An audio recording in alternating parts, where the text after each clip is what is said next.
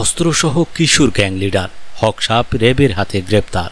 চট্টগ্রামের ফেনী জেলার বিভিন্ন থানায় হত্যা, অস্ত্র, চাঁদাবাজি, দস্যুতা, ডাকাতি ও বিস্ফোরক সহ 23টি মামলার পলাতক আসামি এবং কিশোর গ্যাং লিডার হিসেবে পরিচিত মোহাম্মদ হক সাপকে 2টি আগ্নেয়াস্ত্র সহ গ্রেপ্তার করেছে র্যাপিড অ্যাকশন ব্যাটালিয়ন র্যাব।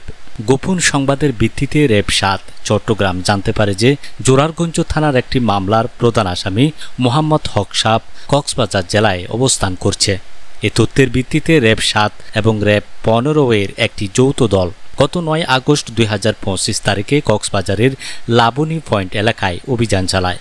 অভিযানে জোরারগঞ্জ থানার খিলমুরারি গ্রামের মোহাম্মদ শাহ আলমের ছেলে মোহাম্মদ হক সাপকে গ্রেপ্তার করা হয়।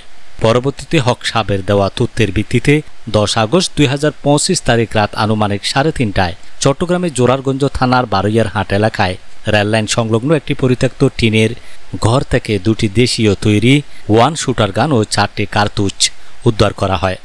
র্যাব জানায়, সিডিএমএস পর্যালোচনা করে দেখা গেছে হক সাপের বিরুদ্ধে চট্টগ্রাম ও ফেনীর বিভিন্ন থানায় হত্যা, অস্ত্র, চাঁদাবাজি, দস্যুতা, ডাকাতি এবং বিস্ফোরক আইনে 23টি মামলা রয়েছে। গ্রেপ্তারকৃত আসামি ও উদ্ধারকৃত অস্ত্রশস্ত্রের বিষয়ে পরবর্তী আইনানুগ ব্যবস্থা গ্রহণের জন্য তাকে জোরারগঞ্জ থানা পুলিশের কাছে হস্তান্তর করা হয়েছে।